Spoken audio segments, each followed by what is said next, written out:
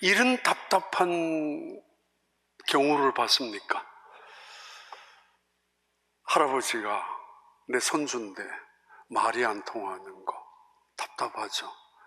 같은 미국 땅에 사는데 이웃집과 말이 안 통하는 거 답답하죠.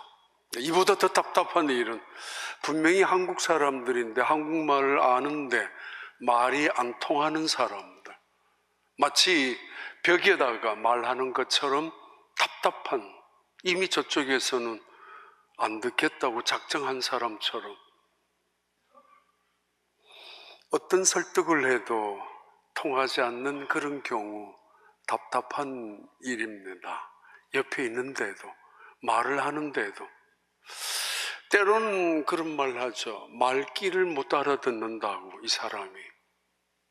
분명히 말은 전달되고 오고 가는데 그 말의 의미, 뉘앙스, 때로는 아와 어가 다르는 그런 말귀를 못 알아차리는 사람들. 그래서 짜증내죠. 분노하죠. 넌 귓구멍에 뭐를 박아 놓았느냐고, 그것도 못 알아듣느냐고. 때로는 모멸감을 느낄 수도 있습니다. 말은 하는데 상대방이 못 들은 척 무시해버리고, 흔히 말하는 아이들 말로 말을 씹어먹는 사람들. 그래서 인격적으로 모욕을 당하고 존재력으로 투명 인간 취급을 당하는 사람일 수도 있습니다.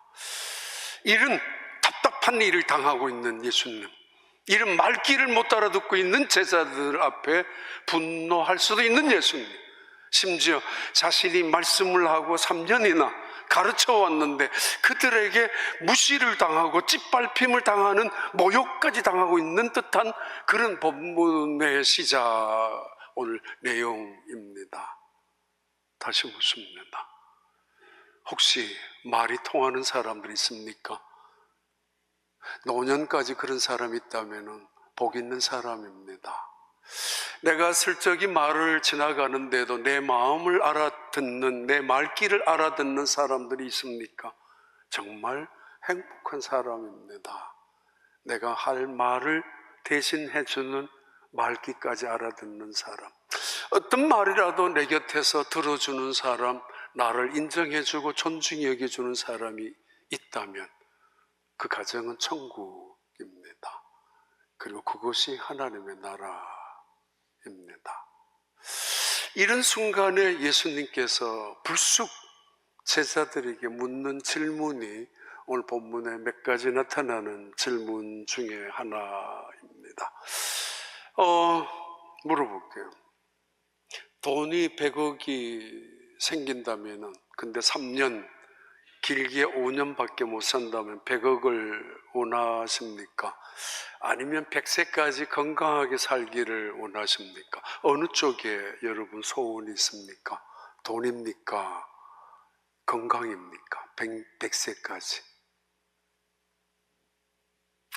이 두 가지를 동시에 소유한 사람이 있습니다. 그것도 100억이 아니라 상상도 못하는, 하루에 상상도 못하는 돈을, 하루에 1조씩 쓰더라도 1년을 쓸 수 있는 돈을 갖고 있는 분, 236조, 그것도 빌 앤 린단가 non-profit organization에 그 많은 재산을 투자가 아니고 기여했으면서도 남아있는 돈이 236조입니다. 그분의 금년 나이가 95세입니다. 이분입니다. 워렌 버핏이라는 분, 나이도 100세에 가깝고 돈도 100억이 아닙니다. 100억은 그냥 푼돈에 불과한, 그러면서도 99%는 사회에 환원하기로 작정을 이미 하고 자기 자식들에게, 손주들까지 한 사람 1,000만 불씩 주겠다고. 그래도 엄청난 1,000만 불은 큰 돈이지만은 이분한테는 아무것도 아닙니다.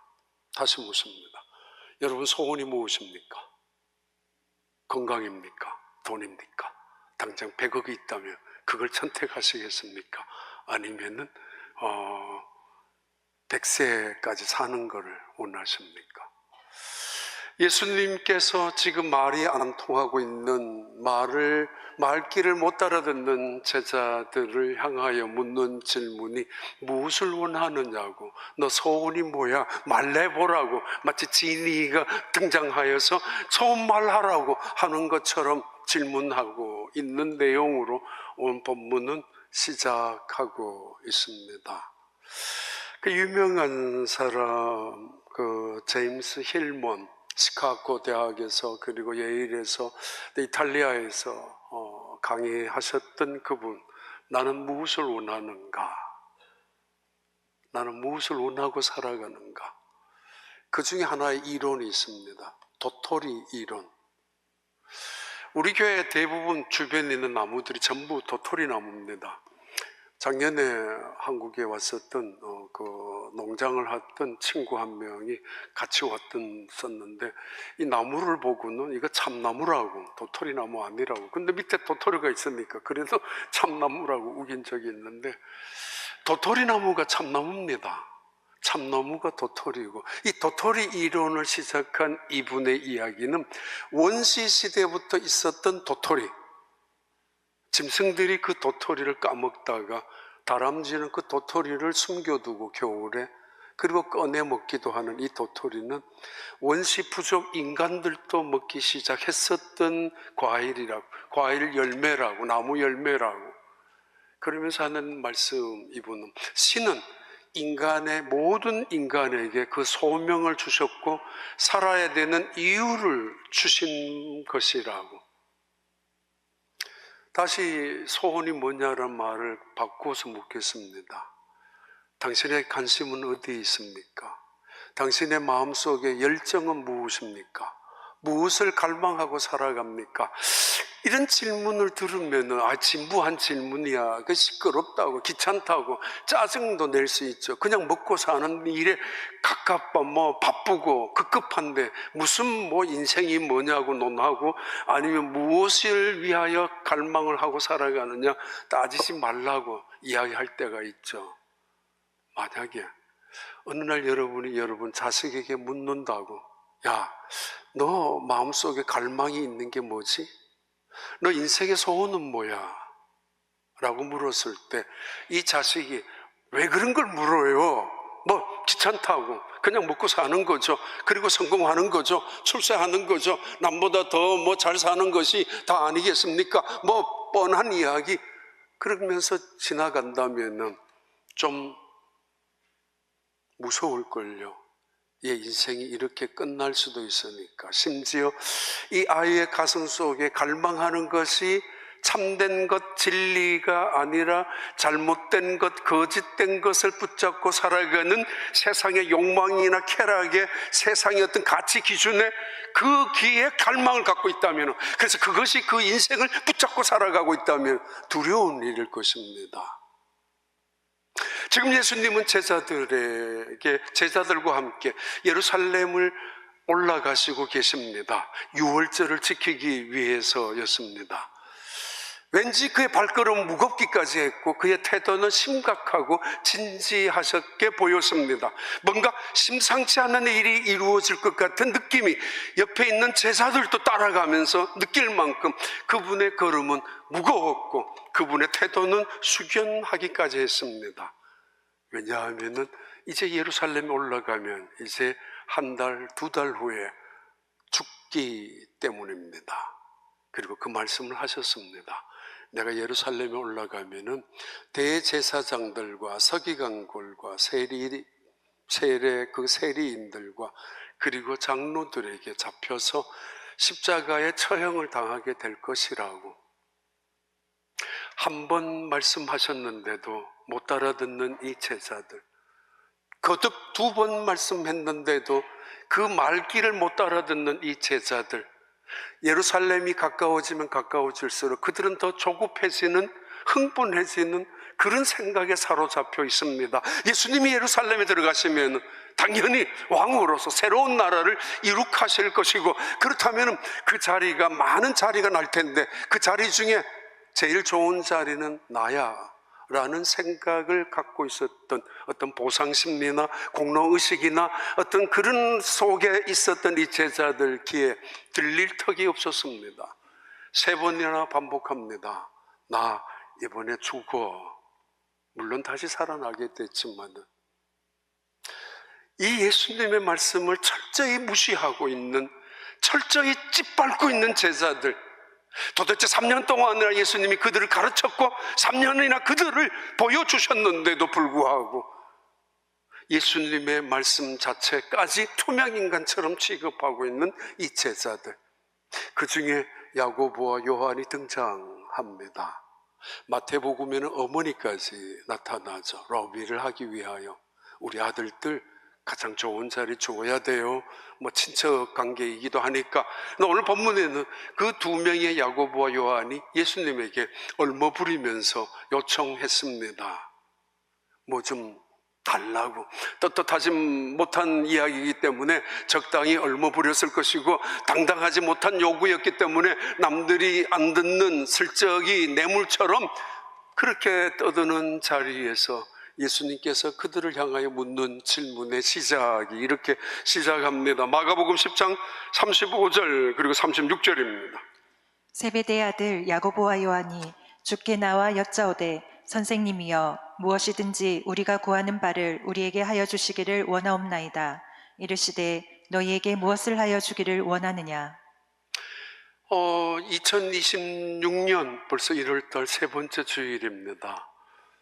우리 흔히 해피 뉴 이어 이렇게 시작했습니다.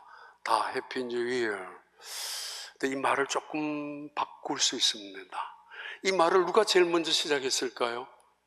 해피 뉴 이어. 예수님. 겟세마네, 오늘 사건 이후에 예수님은 겟세마네 올라가셔서 기도하시는 중에 대제사장의 그 노예 종들과 로마 군인들이 함께 예수님 체포하러 왔을 때 이 베드로가 제사장 중에 한 명이었던, 그 노예 중에 한 명이었던 말고라는 사람의 길을 베드로가 잘랐습니다. 내려쳐서 떨어진 그 길을 들고 예수님께서 말고의 길을 붙여준 사건 누구나 기억합니다. 그러면서 말씀하셨을 것입니다.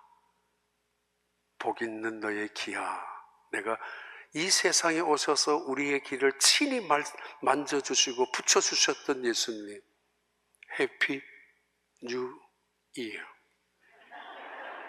예수님 말씀은 안 하셨지만은 너 앞으로 잘 들어야 돼. 좋은 것만 듣고 살아야 돼. 너 생명의 말씀을 들어야 돼. 그리고 이 세상에서 너의 기만큼 이 세상에 가장 큰 축복이 어디에 있어? 해피 뉴 이어라고 예수님 하신 말씀대로. 말귀를 모르 따라 듣던 제자들, 가까워하기 짝이 없는 이 제자들, 길은 있지만은 예수님의 말씀조차 철저히 무시하고 있는 이 제자들 중에 대표인 야고보와 요한이 와서 우리가 무엇을 원하든지 우리에게 요구를 들어달라고, 이들을 향하여 예수님께서 하시는 첫 번째 질문입니다. 말이지, 뭐를? 무슨 소리야? 뭐야?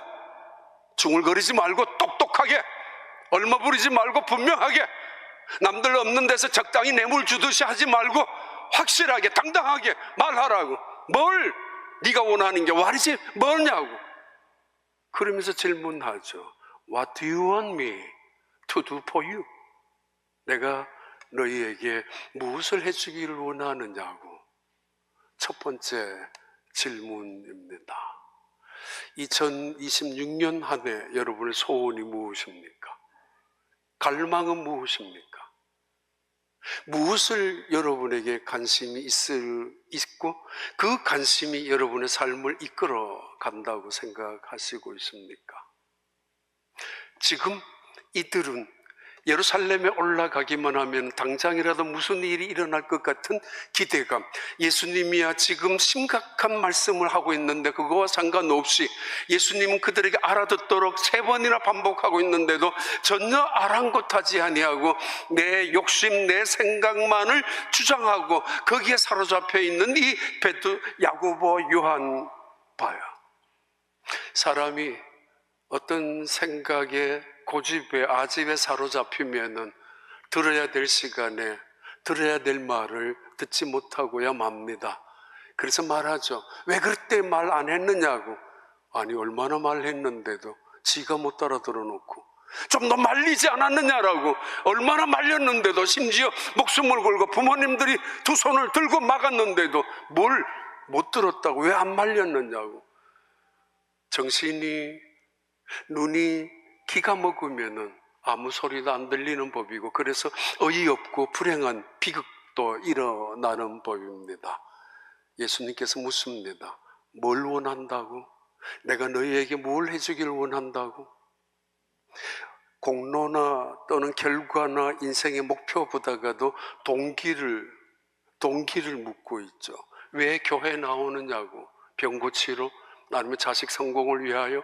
아니면 평안한 노후를 위하여? 아니면 사람을 만나기 위하여? 아니면 은혜를 받고 싶어서? 아니면 예수님을 만나고 싶어서? 그게 너가 내게 원하는 것이 무엇이냐라고 한 번쯤 정리해 볼 필요가 있는 그런 시절입니다. 결혼하기 전만 하더라도 10가지, 20가지 결혼 조건, 남편의 조건, 자격, 아내, 신부의 자격 이렇게 해놓았지만은 시간이 지날수록 수십 가지에서 몇 가지로 줄여야 될 것이고 몇 가지에서 다시 한두 가지로 남아지게 될 것입니다. 남은 인생 여러분의 소원도 하나씩 다 내려놓고 한 가지로 줄여야 할 것입니다. 예수님께서 너희가 뭘 원하느냐라고 하니까 이 제자 야고보 요한이 대답합니다. 봐요. 37절 38절. 여짜오되 주의 영광 중에서 우리를 하나는 주의 우편에 하나는 좌편에 앉게 하여 주옵소서. 예수께서 이르시되 너희는 너희가 구하는 것을 알지 못하는도다. 내가 마시는 잔을 너희가 마실 수 있으며 내가 받는 세례를 너희가 받을 수 있느냐? 예수님이 질문했죠. 뭘 원해? 이들이 대답합니다. Let one of us sit, your right and your left, in your glory. 당신의 영광스러운 성공의 자리에 가장 좋은 자리는 우리의 것입니다. 우리에게 주세요. 이 두 명이 그 좋은 자리 다 차지하면은 다른 사람은 어떻게 하라고? 베드로와 요한은 베드로와 안드레는 어떻게 하라고? 상관없습니다. 남이야 죽든 말든 나만 좋은 것을 차지하면 된다라고 생각하는 이 두 사람의 대답 때문에 예수님은 그들을 향하여 대답하십니다. 다시 대답하죠. 너희들 모르는 것을 구한다고. 우편과 좌편, 자정승과 우정승, 어쩌면 국무총리와 국무장관의 가장 그래도 대통령 다음에 그 정의정, 자의정, 우의정의 그 자리는 너희들이 그 의미를 모른다고. 난 돈 벌기를 원합니다. 그래? 그 돈의 의미를 알아? 성공을 원합니다. 성공한 다음에 그 성공의 영향이 다른 사람들에 어떻게 미치는 걸 알고 있느냐고. 워렌 버핏의 꿈이 있었죠. 30세가 되기 전에 백만장자가 되는 꿈이었습니다. 그는 그 꿈을 위해서, 그 꿈을 이루기 위하여 11살 때 껌 장사를 시작했다고 합니다. 껌을 사가지고 와가지고 동네 이웃집들에게 한 박스씩 파는 것, 그러면서 돈을 남겼고 12살 때는 코카콜라 회사에 가서 박스를 사가지고 와가지고 동네 이웃들에게 그 여름에 그 옆에 오마하에 거기서 한 개씩 박스로 사올 때는 조금 싸게 사왔다가 한 개씩 팔 때는 좀 비싸게, 그러면서 돈을 남기기 시작했는데 14살 때 벌써 5,000불을 남겼다고. 왜냐하면 어느 날 이발소에 갔는데 기다리는 시간 때문에 게임기를 갖다 놓고 게임기를 사서 자기가 대여해주고 다른 이발소까지, 그러면서 돈을 일 안 하는데도 투자했는데도 나오는 돈을 보고 땅을 사고 땅을 사서 일꾼들에게 나눠주고 세를 받으면서 30세가 되기 전 그는 백만장자가 되었습니다. 무엇을 갈망하는가? 그 갈망이 나를 어떻게 이끌어가는가? 무엇이 나의 꿈으로 소원으로 남아있는가? 예수님은 그 제자들을 향하여 너가 구하는 것이 우편과 좌편의 가장 좋은 자리를 원하는 것인데 너 그 의미를 모르고 있다고. 의미도 모른 채 열심으로 살아가는 노력만 있을 뿐이고, 그리고 그것이 가지고 있는 가치조차 모른 채 노력만 하고 있는 것은 때로는 헛수고가 될 수 있다라고.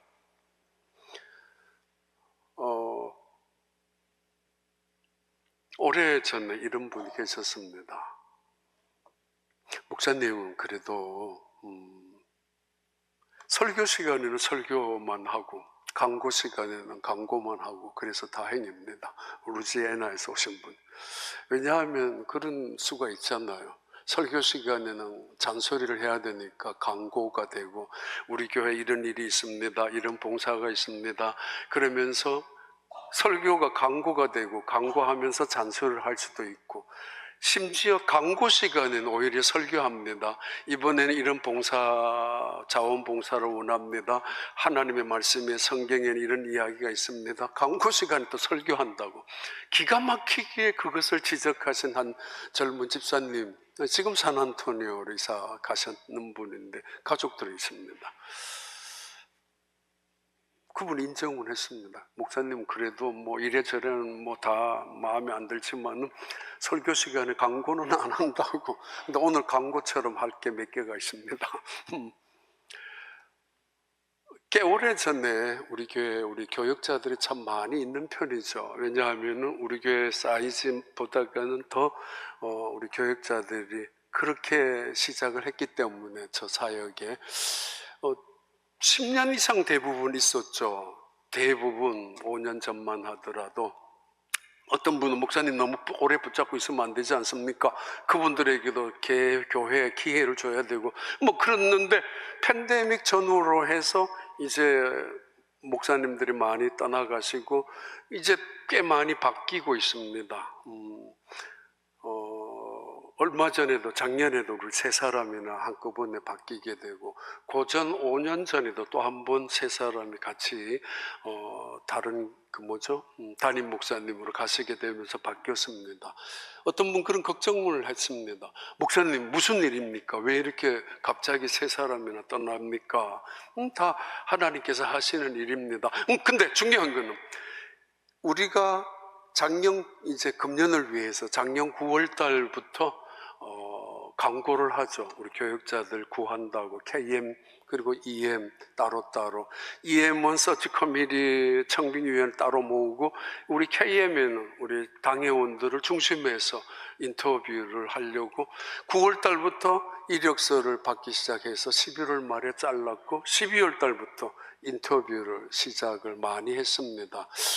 한 20통, 많게는 20통 이상 들어오고, 한 3년 전에는 4년, 금년에는 20통 남짓 들어왔습니다. 인터뷰를 할 때 늘 저는 옆에서 그냥 듣기만 하죠. EM권에서도 할 때도 옆에 들어가서 보고, 또 우리 KM에서는 당연히 있어야 되니까. 뭘 묻는가 하면은 전문성에 대해서, 탁월성 또는 열정에 대해서 묻죠. 지금 질문은 당신의 전문성을 체크하는 시간입니다, 이렇게 묻는 게 아니고, 지금 목사님은 교육부에서 봉사하셨습니까? 예. 그러면 영유아부나 유초등부나 중고등부에 대해서 얼마나 관심이 있고 열정이 있었습니까? 혹은 당신이 가장 잘하는 어떤 특별한 프로그램이 있습니까? 그 프로그램을 통해서, 당신의 사역을 통해서 보람된 어떤 영적인 부흥이나 아이들 가슴 속에 변화를 일으킨 적이 있습니까? 간접적으로 그렇게 묻죠. 그가 가지고 있는 어떤 전문성에 대한 탁월성 혹은 열정에 대한 질문 부분입니다. 첫 번째 부분이죠. 저는 우리 당회원들이 이거는 열정을 묻는 시간입니다, 그렇게 말하지 아니하고 그냥 묻는 겁니다. 두 번째는 그분의 품성, 캐릭터, 퍼스널리티, 거기에 대해서 묻죠. 교인들 중에 혹시 문제가 있다면 당신은 어떻게 해결하고 어떻게 핸들 케어할 수 있습니까? 만약에 당신이 교인들과 갈등이 있다면 어떻게 문제를 풀 수 있습니까? 라는 그 품성에 대한 노하우나 또는 그 품성에서 나오는 리더십, 당신은 그 부서에 들어갔을 때 그 조직을 얼마나 독재가 아니라 그 당신이 가지고 있는 리더십을 통하여 장악할 수 있을 것이고, 아니면 때로는 섬김의 팔로우십을 통해서 그 부서를 팀워크를 이룰 수 있습니까? 라는 질문을 두 번째, 그분의 성품에 대한 질문을 하죠. 저 혼자 적죠. 그리고 세 번째 질문이 리더, 소명, 콜링과 사명입니다. 이분은 과연 목사로서 사명을 갖고 있는가? 힘들고 어렵더라도 목숨을 걸듯이 한결같이 충성할 수 있는가? 하나님의 교회를 위하여, 하나님의 영광을 위하여 부름받은 사람이라면 여러 가지 조건과 환경을 뛰어넘고 사명감을 지킬 수 있을까? 그 질문을, 당신은 언제 예수 믿었습니까? 누구 때문에 믿었습니까? 목사님은 성경 구절에 어떤 구절이 마음에 많이 힘이 되었고 위로를 받았습니까? 혹시라도 신학교 가게 된 어떤 동기가, 목적이 있었습니까? 먹고 살기 위해서 목사 될 사람이 세상에 어디 있겠습니까만은, 그래도 이런 간접적인 질문을 통하여 우리 당회원들은 많은 것을 얻고 있죠. 솔직히 사람이 사람을 평가한다는 것만큼 무서운 일이 어디 있습니까? 이 사람 됐어 안 됐어, 사람이 다른 사람을 합격 불합격이라는 이야기를 할 만큼 두려운 일이 어디 있습니까만은, 그래도 그 인터뷰를 통해서 교회에 필요한, 교회에 적합한 사람을 찾아가는데, 이 사람은 우리 교회에 필요한 사람이다, 때로는 하나님은 우리에게 준비해 놓은 사람이다라고 느낄 때가 있습니다. 작년 말에 12월 한 달, 그리고 3년 전에 또 한 번 그 인터뷰를 많이 하면서 느껴왔었던 그런 일들입니다. 뭘 원하는지, 그 사람이, 우리도 뭘 원하는지, 그 목사님도 무엇을 원하는지, 그게 맞아야 되지 않겠습니까? 2017년 달라스에서 BMW 마라톤 경기에서 일어난 정말 감동적인 영상 장면이 있죠.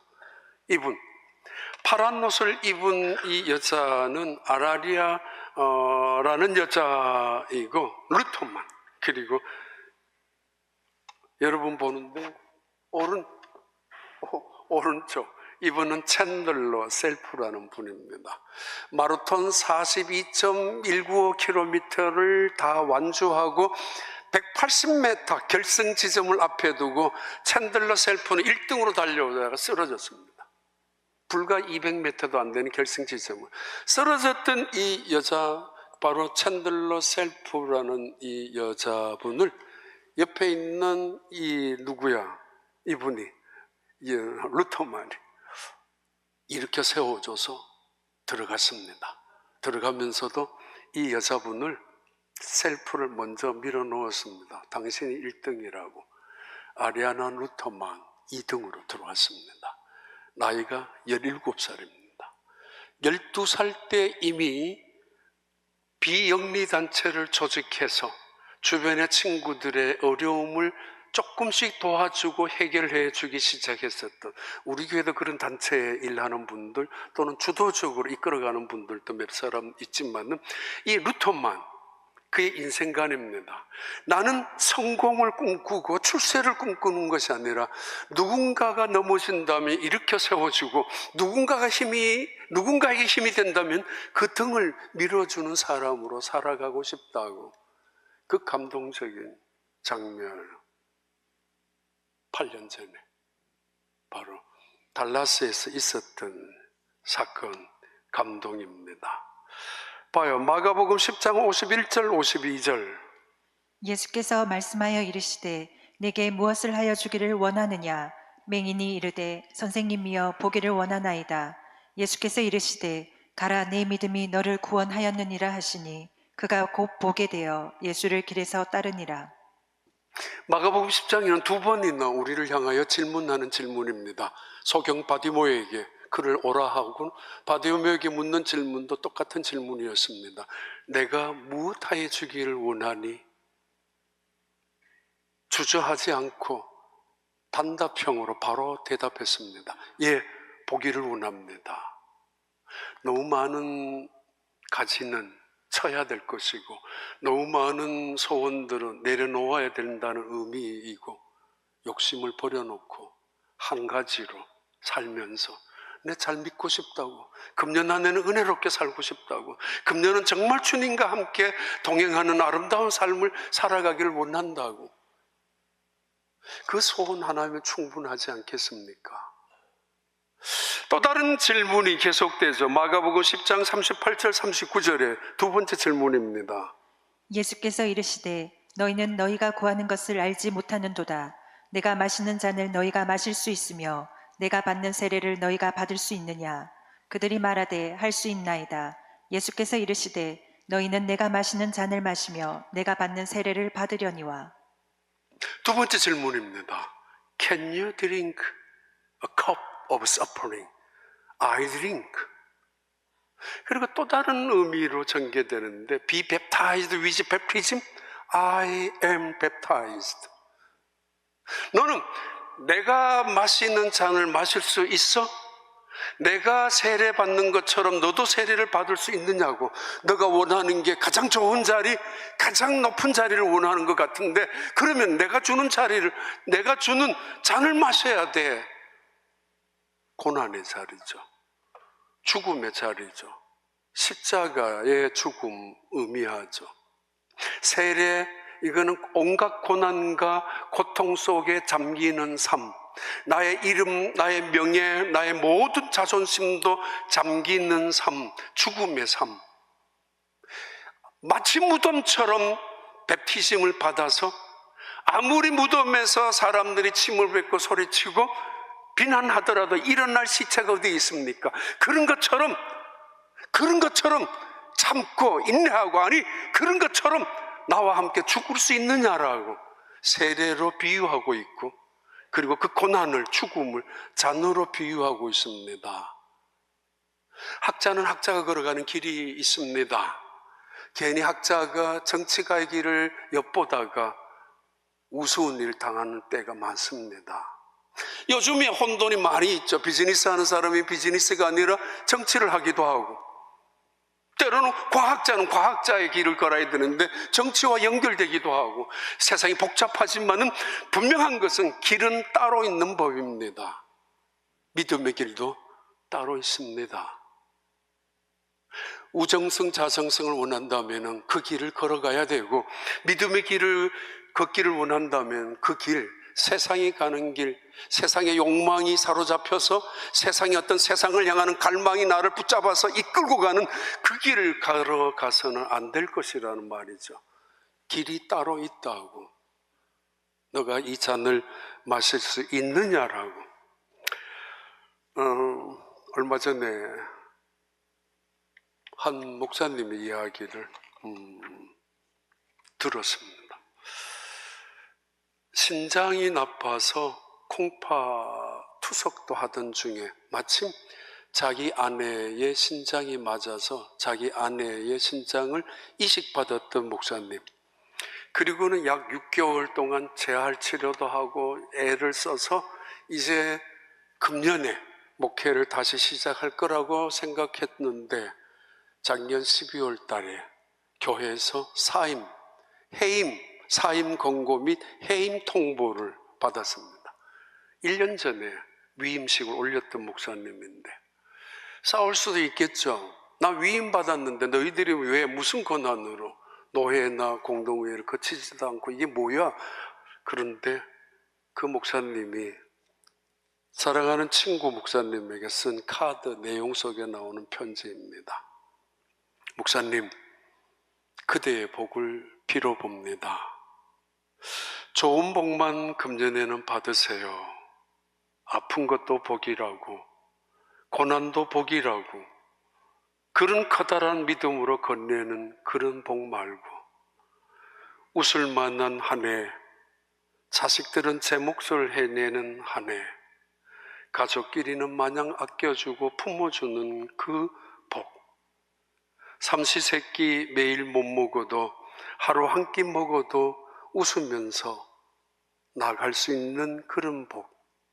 12층 계단 명상들도 척척 오르는 다리만 있다면 돈과 힘 자랑하는 세상에서 꿀리지 않는 배심으로, 그리고 무엇보다 단단한 만족함으로 매일 밤 걱정 없이 깊이 빠져드는 단잠을 가지는 그 복.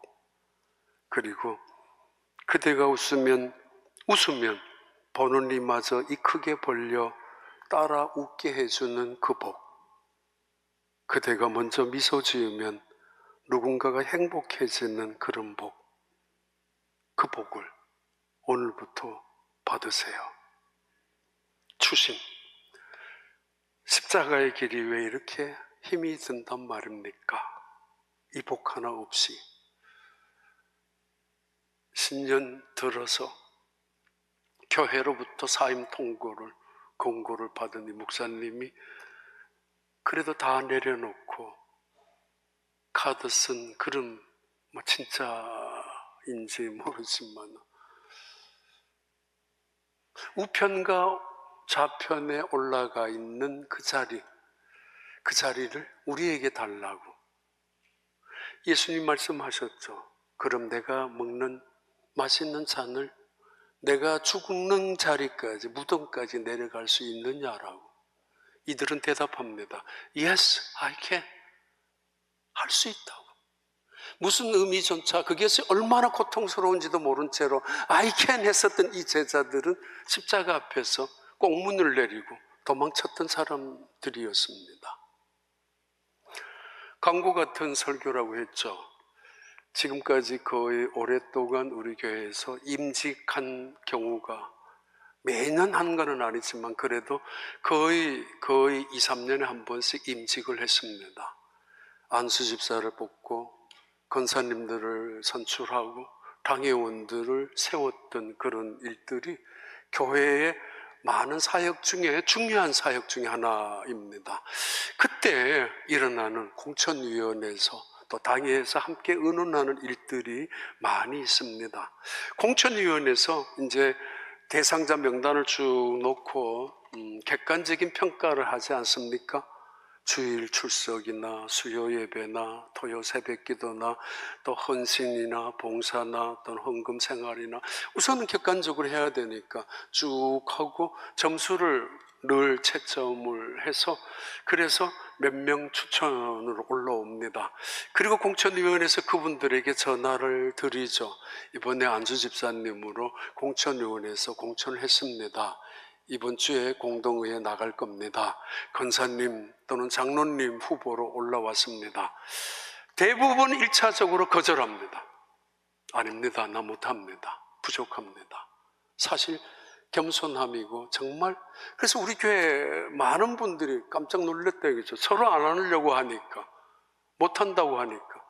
또 하나는 내가 부족할 뿐만 아니라 다른 사람 시키라고, 다른 사람도 열심히 하는 사람도 있지 않느냐고. 그분들 먼저 하고 나는 괜찮다고, 나는 양보가 아니라 얼마든지 뒤에 해도 되고 그런 식으로. 그리고 가장 큰 이유는 안수 집사님들이 되고 나서 그분들의 봉사하는 걸 보고 장로가 되고 나서 그분들이 헌신하고 충성하는 걸 보고 나니까 난 그렇게 못한다고. 그 정도는 정말 시간도 물질도 얼마나 봉사하는지. 사실은 그 자리가 무슨 명예입니까? 교회 와서 장로 하나 되는 게 무슨 훈장입니까? 계급입니까? 헌신하는 자리잖아요. 근데 누군가는 그 자리에 순종하면서 누군가는 교회를 위하여 헌신을 해야 되는 자리예요. 때로는 시간 다 투자하면서 물질까지 쓰면서도 내색하지 아니하고 그리고 드러내지 아니하고도 하는 그분들의 길이 그거예요. 넌 내 잔을 마실 수 있어? 내 잔을 마실 수 있느냐고. 내가 들어가는 그 무덤에까지 세례까지 받을 수 있느냐고. 고백이 많죠. 그런 순간순간에 나타나는 마태복음 26장 42절의 말씀입니다. 다시 두 번째 나아가 기도하여 이르시되 내 아버지여 만일 내가 마시지 않고는 이 잔이 내게서 지나갈 수 없거든 아버지의 원대로 되기를 원하나이다 하시고 예, 죽음의 잔을 의미하고 골로새서 1장 24절 25절 봐요. 나는 이제 너희를 위하여 받는 괴로움을 기뻐하고 그리스도의 남은 고난을 그의 몸된 교회를 위하여 내 육체에 채우노라. 내가 교회의 일꾼된 것은 하나님이 너희를 위하여 내게 주신 직분을 따라 하나님의 말씀을 이루려 함이니라. 예, 너가 뭘 원하느냐? 예, 좌우편이라고. 그러면 또 다른 질문이죠. 그럼 마실 수 있어? 예, 마시겠습니다. 아직까지 뭔지 모르고 있는 그들에게 사도 바울도 예수님도 고난의 의미를 가르쳐 줬던 말씀인데, 예수님은 다시 한번 그들을 향하여 마지막 질문은 없었지만은 질문을 던지듯이 말씀합니다.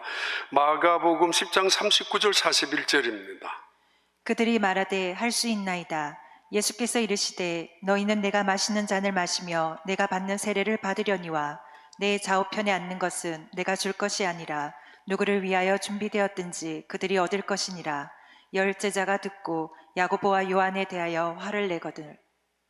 야고보와 요한이 그들만이 아니면 그 어머니와 그 가족만이 말귀를 못 알아들었던 것이 아니고 말이 안 통하는 사람이 아니라 온 제자들 전부입니다.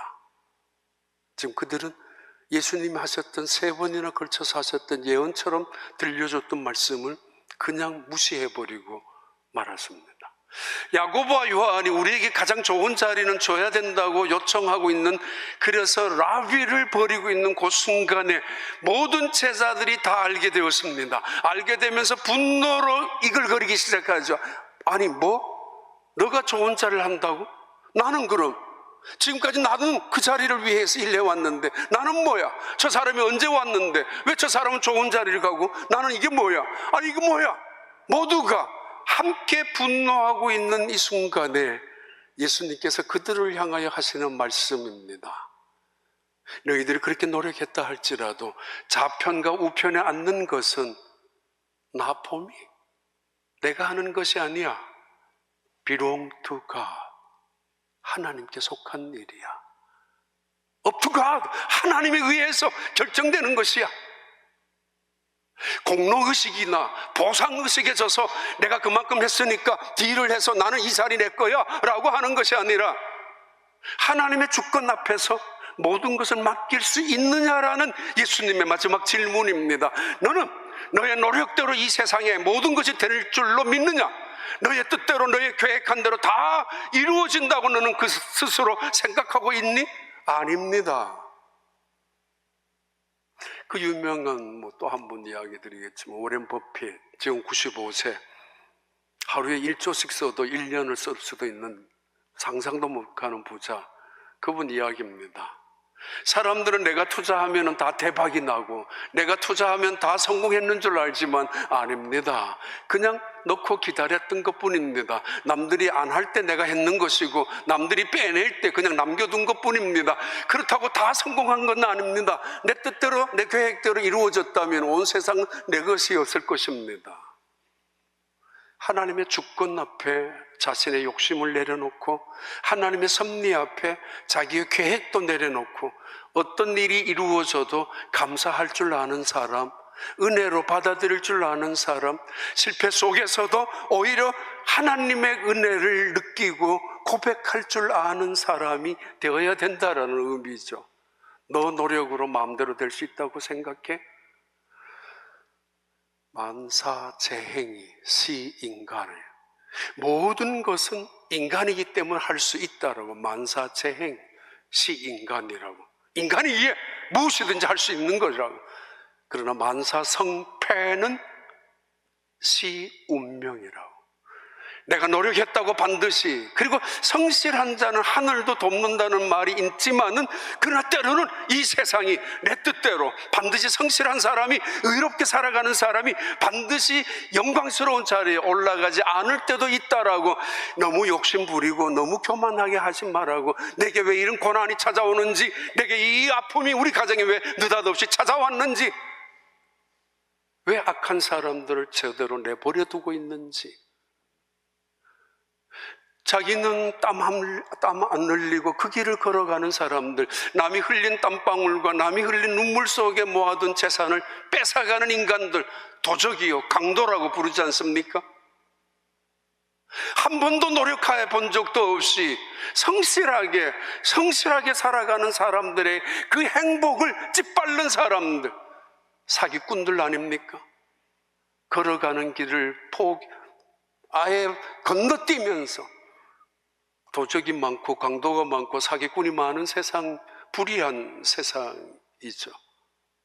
그러나 반드시 언젠가는 하나님이 반드시 갚으신다는 사실을 선지자들은 언제나 던져주고 있었던 메시지입니다. 의롭게 살아가는 사람 하나님이 돌보신다고, 반드시 하나님이 어느 날 심판하셔서 그들을 벌 줄 것이고 그들에게는 은혜를 줄 것이라고.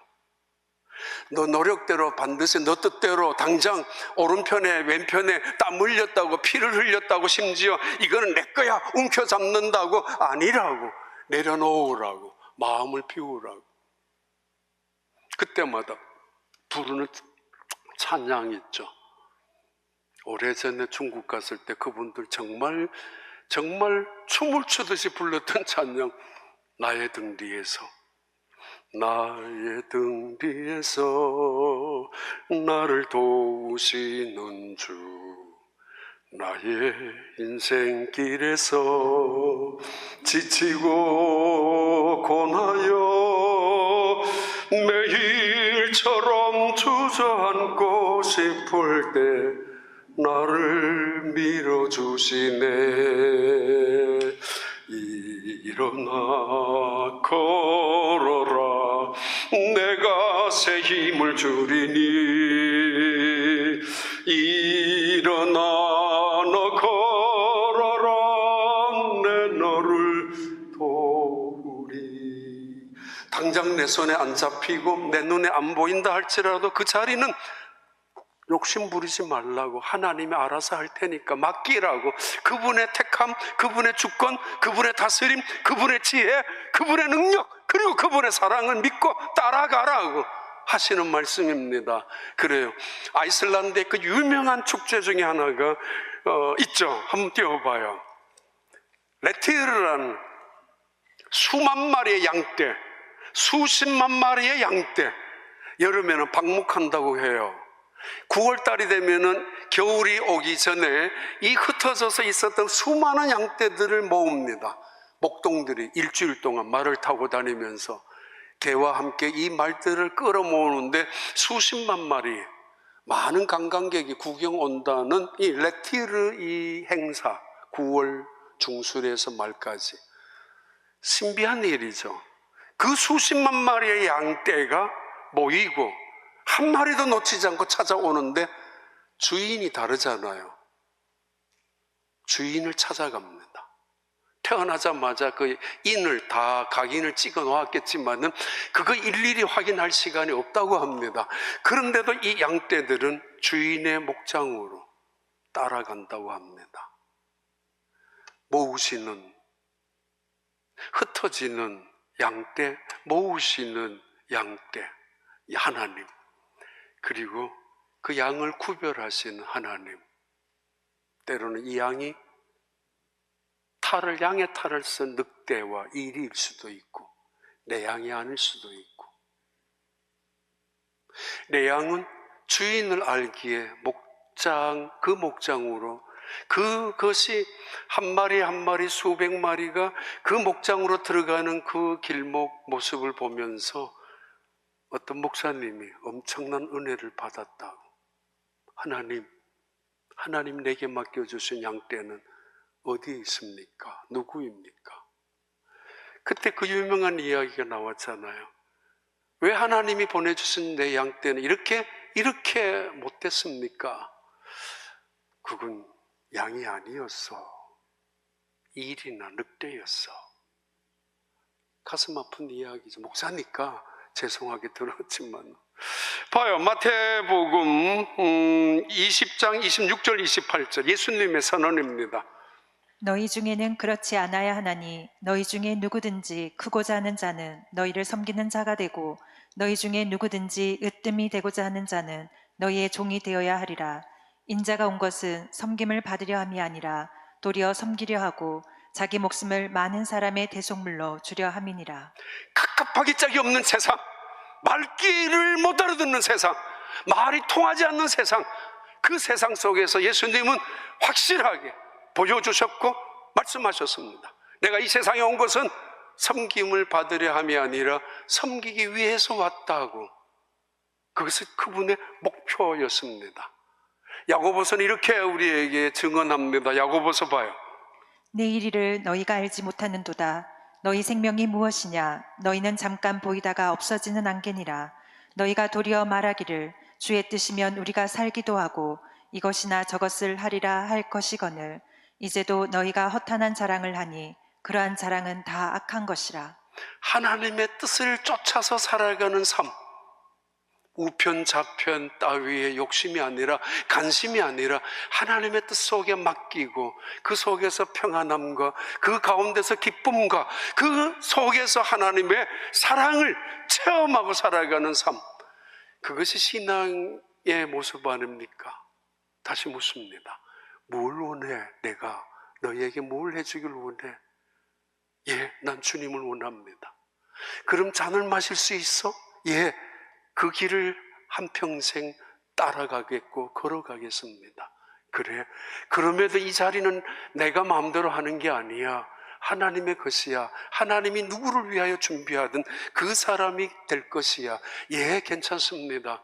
나는 하나님으로 충분합니다. 그 고백이 여러분의 고백이 되길 바랍니다.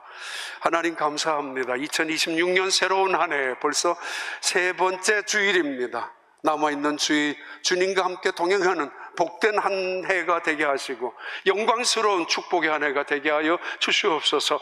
예수님 이름으로 기도하옵나이다. 아멘.